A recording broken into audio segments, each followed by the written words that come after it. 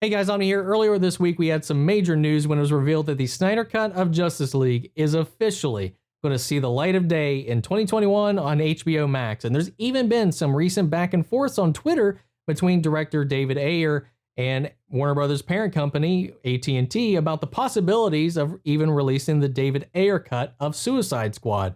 Based on AT&T's responses, it seems like they're very open to the idea of doing that as well.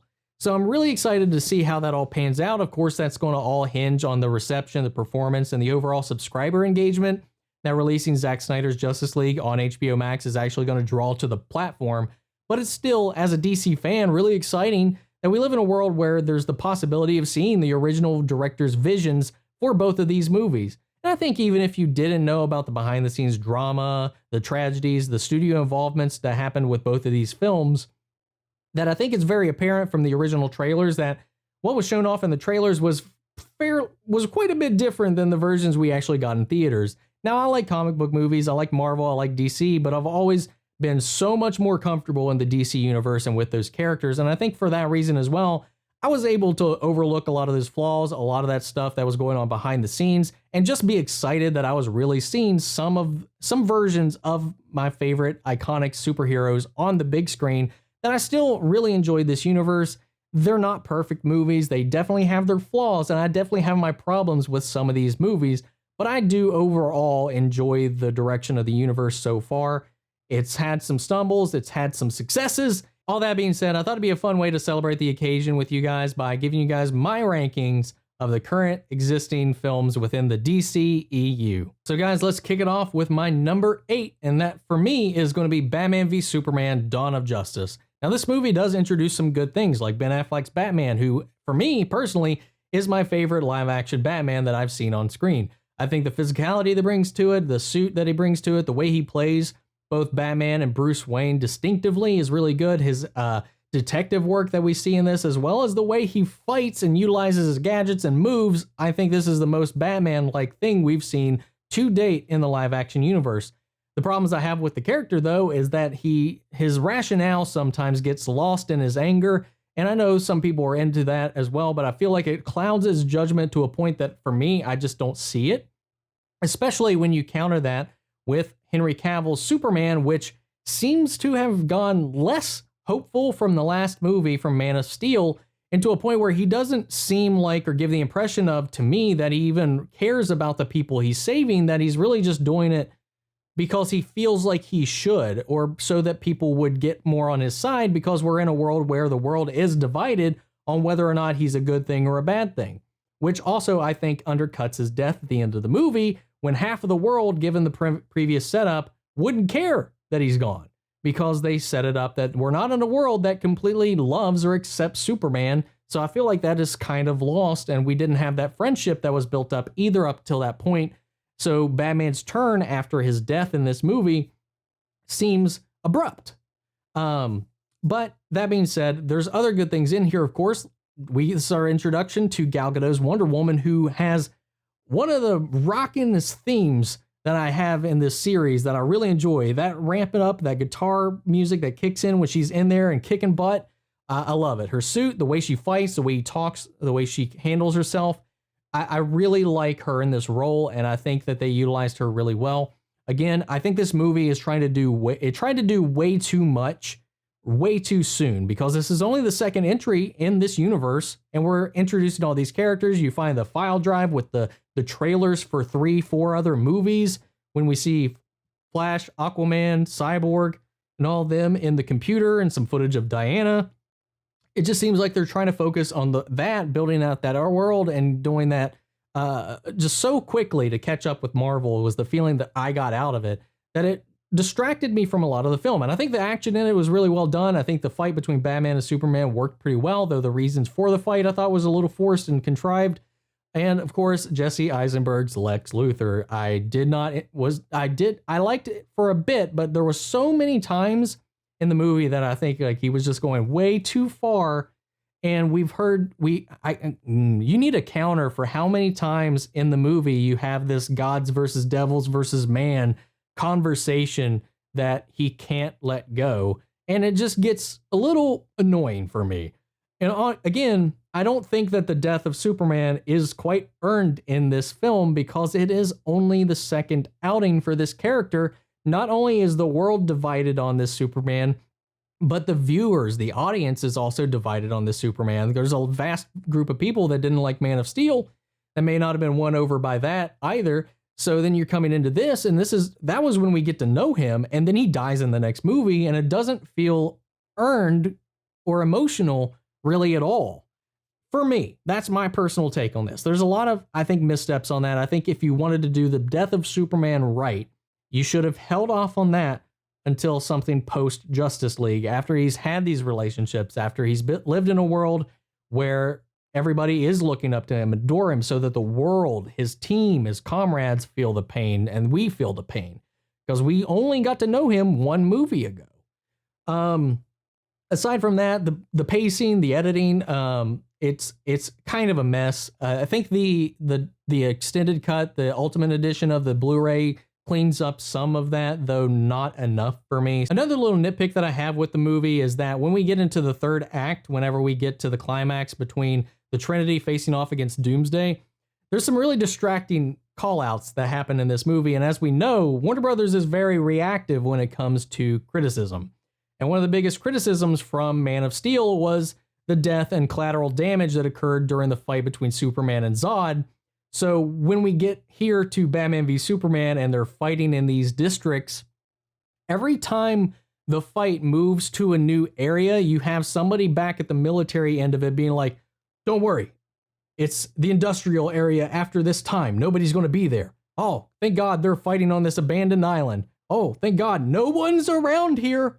Don't worry, there's no civilians in this area. It was just a little distracting because it just seemed way too meta for me when I was watching it. I was like, it kind of took me out of it a little bit. It didn't feel like very, I don't know. For me, it didn't feel very natural. And maybe that was because I was aware of all of the heavy criticism that came about because of the fight at the end of Man of Steel. At the end of the day, this one's at the bottom of my list, but I do still enjoy a lot of aspects of this movie. I still enjoy seeing my characters on screen. Even if I have some issues with the portrayals, the direction, some of the acting in it, I still overall enjoy some of the elements of this movie. And now, guys, for my number 7, and this is going to be Suicide Squad. And honestly, before I filmed this, I was really back and forth on whether or not this was going to be my number 8 or my number 7. Really trying to figure that out, but I think at the end of the day, it just kind of inched out above Batman v Superman, just barely for me. And I think that all comes down to because this film, to me, felt a lot more focused, a lot more self-contained and better paced. Still has its plot holes, it still has its problems, but I don't think there was so much riding on this movie like there was with the expectations that come with handling the big trinity of DC and those expectations that come with it, as well as Batman v Superman was way too concerned with future films rather than the film we were watching, that it kind of took away from it for me. And that's why I feel like I just barely have Suicide Squad above it, even though there's a lot of stuff in Batman v Superman I like. But as a film, I really enjoyed this one more, found it more rewatchable. And, Margot Robbie's performance as Harley Quinn, I think, is perfection. And Will Smith did a really great job as Deadshot. Everybody else, like I said, they kind of fall off to the wayside. They don't get a whole lot of attention, though Diablo did kind of rise to his own in that film. And I got emotional towards the end with that character. I think he had a really good arc. Everybody else, though, they were there. Killer Croc, I didn't quite gravitate to. I didn't really like that design they did for him at all. And then you had Captain Boomerang, who had some laughs, but didn't really contribute a whole lot to the team. Enchantress, the Sky Portal, and her brother being the villains with their army of faceless Power Ranger villains, I wasn't too big of a fan of, but it did allow for some faceless enemies for some good action and some thrilling fights, given a lot of it was in the dark. And I think the biggest criticism of this movie comes down to Jared Leto's Joker. And I'm not going to say I was a fan of the design when it was revealed before the movie came out, but I learned my lesson with Heath Ledger to judge a book by its cover until I actually see the performance. So I was open to give him a chance. And honestly, at the end of the day, I don't think we really got to see enough of his Joker to give a fair comparison or shot at it. I didn't like it. I didn't hate it, but I just feel like we didn't get to know him or see him enough. And I think we know that in the David Ayer cut of the movie, he was a lot more prominent. I think he was even, if I remember correctly, supposed to be the main villain, and it was a lot darker. than what we actually got. And that comes into the studio involvement that we've talked about. But we got to judge it on the theatrical version of the movie that we got. And I still enjoyed it. I like the gang. I like the chemistry between the group. I like the misfit dynamic that they had, even though there was some weaker elements to it. But when they come together as a team towards the end of the movie, I felt it and I enjoyed it. And I was ready to see what would happen with more when the team reunites. And I'm curious to see what James Gunn is going to do with it in the next outing with these characters. Number 6 for me is going to be Justice League. And I like this movie, but I did go into it knowing about all the behind the scenes drama. I knew about the mustache. I knew about the transitions from Zack Snyder with his tragedy into Joss Whedon. And it was very apparent to me, knowing about all that, when you could see the differences from scene to scene about how they played out and how they were handled, as well as being able to point out when that is a fake lip.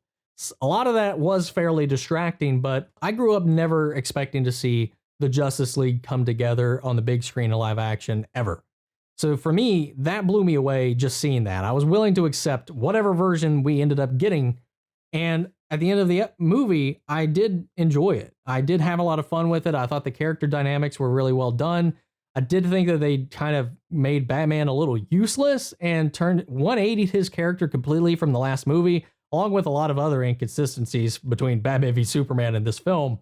They really made Batman a little bit of a punchline, but I think everybody else really kind of shone and carried the film. Ray Fisher was really great as Cyborg, given a lot of his scenes were cut from the movie. But Jason Momoa as Aquaman just nailed it for me. I know it's a different take on Aquaman. I know we got a different take on Barry Allen with Ezra Miller, but I really enjoyed both of their performances, and they both really worked for me. And I thought their dynamics between each other was really well handled. And Gal Gadot continued to shine, having just came off the heels of her own film, solo outing on her own, doing a fantastic job. And I just the dynamics between all the characters really sold the movie for me. I know the CGI wasn't the best. I know that the editing, the pacing wasn't the greatest either, but and Steppenwolf was not the best villain. But I really enjoyed seeing the team interact, come together, and try to figure out what to do in this crisis, and seeing them in their suits, seeing them fight, seeing them work together. I really liked that. And honestly, the peak of the movie for me is when they resurrect Henry Cavill and he doesn't know who they are and is just acting on instinct. And that fight, when especially the moment when Ezra's like, I'm just going to get behind him, and you just see Henry Cavill creep his eye, following him, and he's just like, oh shit. Dude, that fight gave me chills. I wish that was longer, but overall, I enjoyed the movie. Is it perfect? No, but it's the one that I enjoyed the most so far on this list. My number 5, honestly, is going to be Birds of Prey and the Fantabulous Emancipation of One Harley Quinn. Is that the title they should have went with? Probably not. The theaters didn't think so. Ended up changing it unofficially to Harley Quinn: Birds of Prey, which honestly would have been a better title, because I think there was a disconnect between this movie and the intended audience, the general public as well, because the Birds of Prey is not that well known of a property, at least when you're going out into the general populace. And the purpose of the movie was to use Harley Quinn's popularity to introduce them. And I mean, that's the way the film is set up and paced and laid out, but the title didn't reflect that. So people might have seen the name and be like, I don't know what that is. So didn't check it out. I don't think the trailers really helped it all that much. I didn't think they were cut that well. I didn't think the sound mixing was that good in the trailers, but it's DC. I was going to check it out regardless, but I don't think a lot of people were won over by that. And I know there was a lot of people that were outraged by some of the comments made by some of the cast members and interviews that made it seem like this movie was going to be some kind of feminist propaganda and man-bashing kind of film.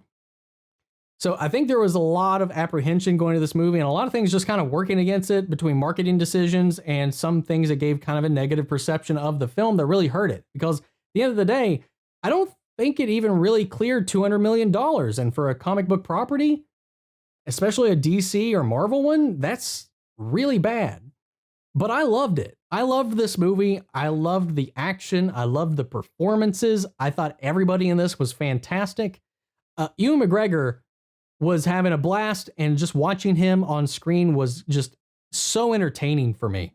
He was so hypnotically enticing and terrifying as well. He got laughs out of me. He got me to wince and cringe in good ways and terrifying ways, because I think he played that balance of fun, energetic character and this psychotically unhinged person and rode that line really well. Margot Robbie shines, still being a perfect casting for the role of Harley Quinn, really showing off that she knows this character to the core.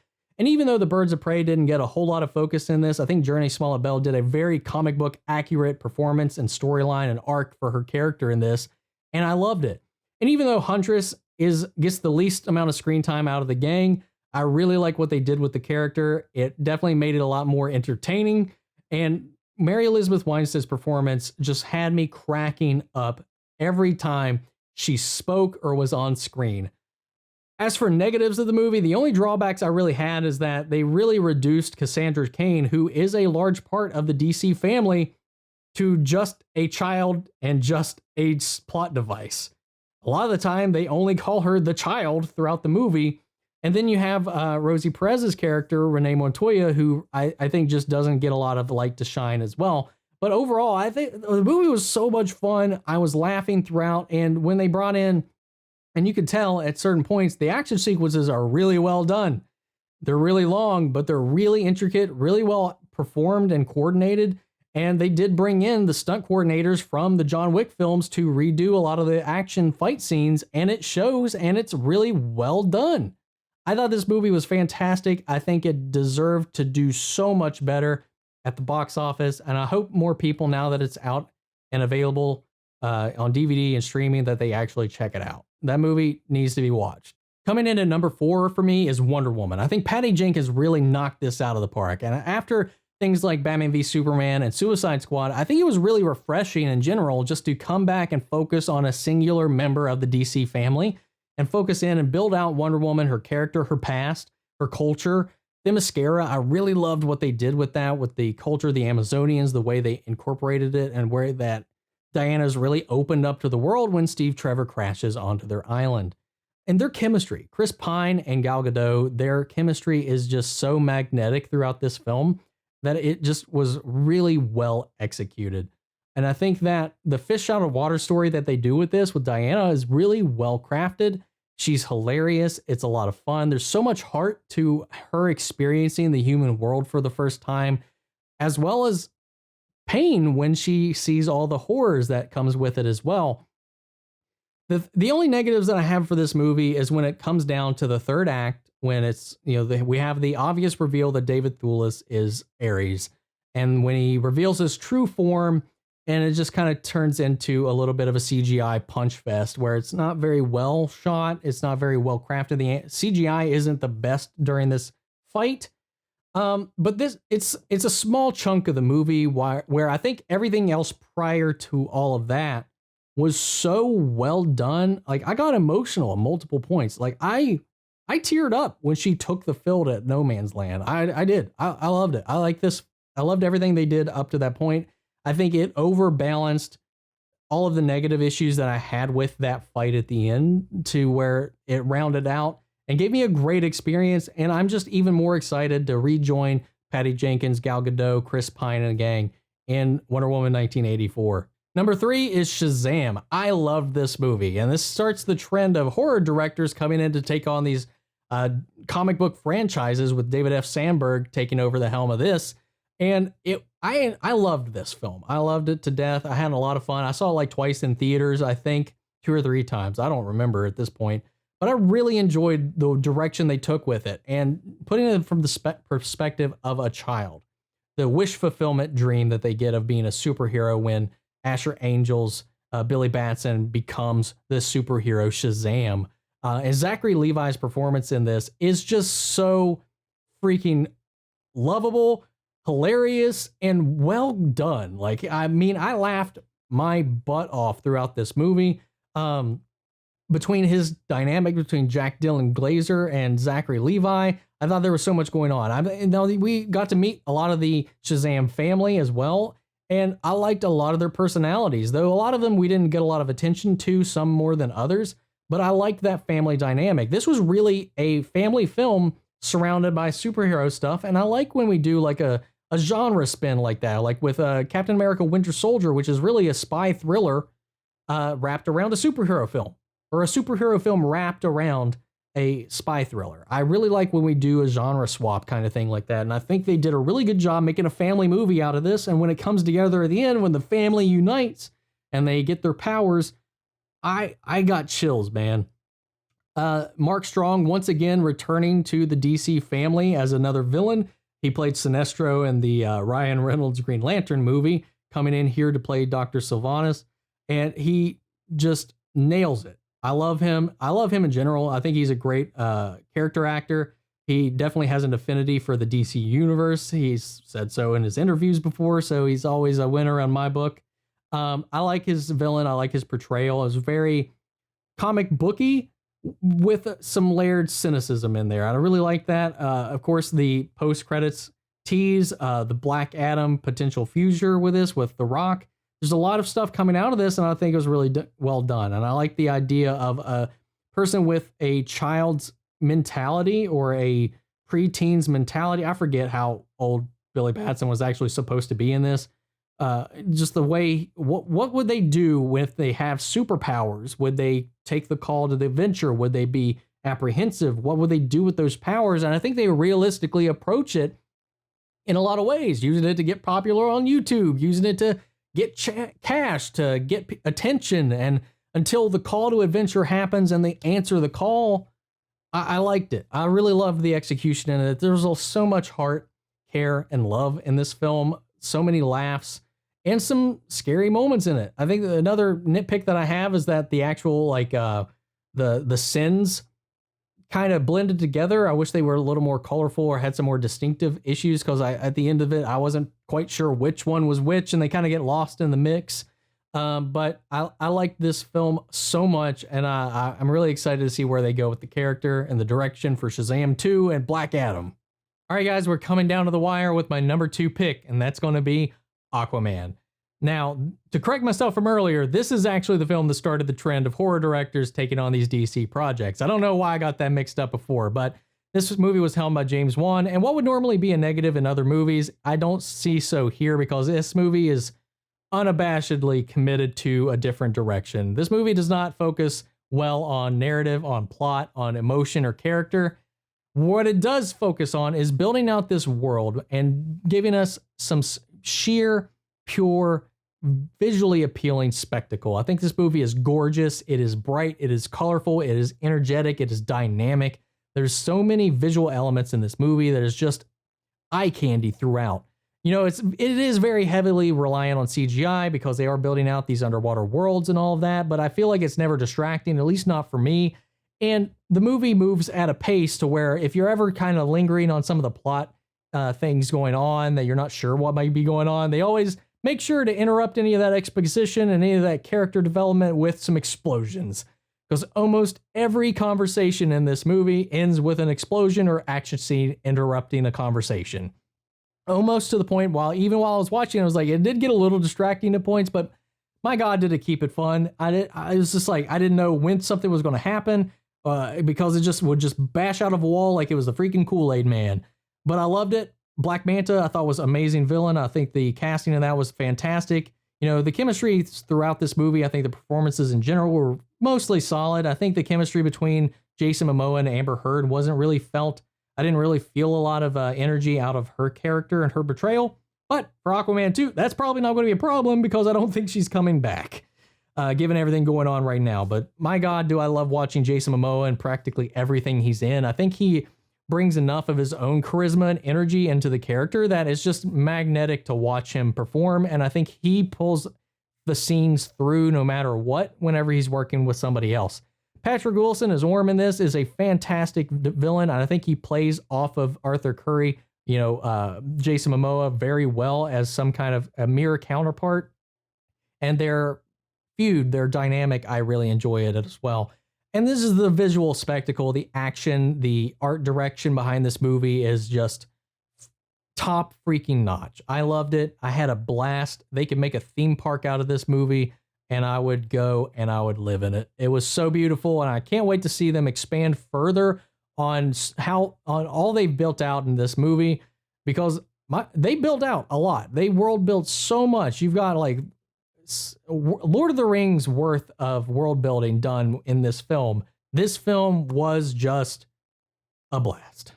All right, we finally made it to my final pick. My number one movie in the DCEU, as you could probably figure out by now, is Man of Steel. And I do still have some problems with this movie. I think some of the flashback sequences are a little clunky at times.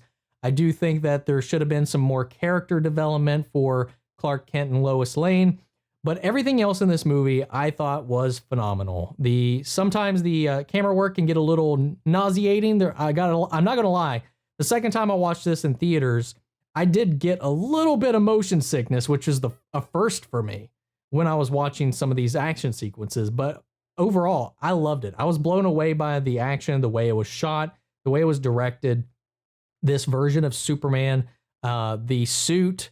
Given the last Superman we had on the big screen was Superman Returns with Brandon Routh, who I love as a Christopher Reeve Superman. That movie didn't leave that big of an impact on a lot of people. But this movie was really dynamic, and what it did different was it presented Superman with something that was actually a threat to him by having him go up against Zod in this manner, and they didn't hold back with it. This was a Superman that was this was his first time putting up on the suit. This was his first time defending Earth. This was the first time taking on a villain that just wasn't some redneck at a bar harassing a waitress like we saw earlier in the film. This was the first time he fought off against a real world threat, and I believed it. It didn't hold back. The threat level was there, and I like the world building, what they did with Krypton, even though I feel like they should have probably held off on that. I think that segment either went too long, or we could have had that later again, because you do have Jor-El later in the movie kind of recap what happened earlier in the movie to Clark, even though we ourselves already saw it. So I feel like that should have only been in the movie once, because it would have given more space to build out some of the characters. I do think John Kent was mishandled in this. I do think that his stance on that didn't really work for me, but everything else in the movie I was blown away by. Just the first time seeing Superman look like he was being Superman, the way he flew, the way his strength was shown off, his speed, just all of the elements that make Superman actually being fully realized in live action on the big screen, I thought was fantastic. And seeing him face off against a foe that is just as powerful as him, if not just better at combat, it raised the threat levels, and I really appreciate it for that. And I know it gets flack for its collateral damage and all the destruction that happens in the final fight, but that's what would happen when Superman fights against somebody in which he can't completely control the fight. If he was fighting somebody weaker, yeah, of course, he would be able to protect all the buildings, protect all the people, but he can't do that when he's fighting an equal opponent. And that's what I appreciated about it. On top of him going around the world, facing the other world engine and some of the elements on there, I do think they kind of ham-fisted Lois into some of the plot points by having her get taken and abducted by the Kryptonians as well, and being the only one to operate the Phantom Zone projector towards the end. But overall, I really liked it. It was a blast. It was by far the best live-action Dragon Ball Z movie that we've ever had or will have. It was just fantastic. I thought it was visually appealing, and I think you can put Superman learning to fly in this up there with some of the best moments in comic book film in which the heroes trying to get and acclimate to their powers. Like, thinking back to when I saw Tobey Maguire trying to figure out how to shoot web and swing and use his powers and climb walls for the first time, there's just as much momentum behind when Clark gets the suit. He steps out, he realizes what and who he is and what he can do for the world.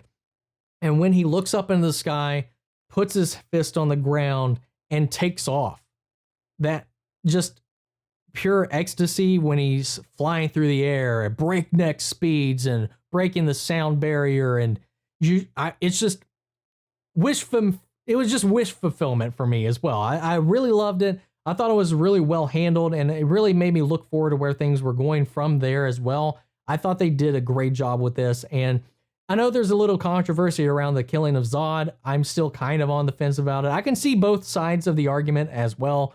Is the first time, is a threat that there was no other way out of. Of course, that is always in the writer's control, so it was their decision to make sure that happened. But in the end, it didn't really bother me all that much, and I loved it. I think it was the most coherent, consistent throughout movie. It was balanced. where some may have done better in some aspect in this film, they would have, I don't think they did as well in other aspects. So I think this is the most well-rounded, well-executed film out of the franchise. And Henry Cavill, for the time being, is Superman to me. I really want to see him come back. I really think he's got the short end of the stick after BVS and Justice League, and I really hope that they do take the time to make another Superman standalone film with him in the future. And yeah, that's been my rankings of the DCEU films so far. We've still got more to come, more entries to be. Wonder Woman 1984, which is supposedly coming out this year, Aquaman 2 down the road, and The Flash, if that will ever happen. I'm really excited to see what all they do with this and what impact the Snyder Cut and the potential David Ayer cut being out in the ether is going to present to the DCEU and their commitment to expanding that, if they'll actually double down and return to it, because they seem to be very afraid of diving back into those waters. And I hope if this does well, maybe they won't be, and they'll be able to kind of push this forward and see where it goes from here. Even if they don't, I do like the direction that they have been going with the DC films. The Batman seems to be shaping up to be a fun little project. The Joker, I thought, was fantastic. And then them just focusing on singular characters like Shazam, Wonder Woman, Aquaman, and hopefully The Flash when they eventually get that project off the ground. I'm excited to see what they do with it. But I think that Ben Affleck and Henry Cavill definitely got shafted when it came to everything that came about and the criticisms, the backlash, and the corporate responses to the backlash as well. That I just wish they could get them back in. And I know it's probably definitely too late for Ben Affleck at this point, but Henry Cavill's still on board. He still wants to be Superman, so I still want to see him come back and get another chance on the big screen to do what he wants to do and live that role and just bring Superman to life. But anyway, that's my thoughts, guys. I would love to know your rankings of the DCEU films to date. Leave your thoughts, leave your lists down in the comments below. I'd love to carry on the conversation after the video. Thank you all for tuning in. I can't wait to cover this other DC news as it comes out, even though it's a little ways away. But that being said, I'm excited and ready to see what they do and what the future holds for the DCEU and DC film in general. Thank you all for tuning in. I'll catch you guys in the next video. Take care, everybody.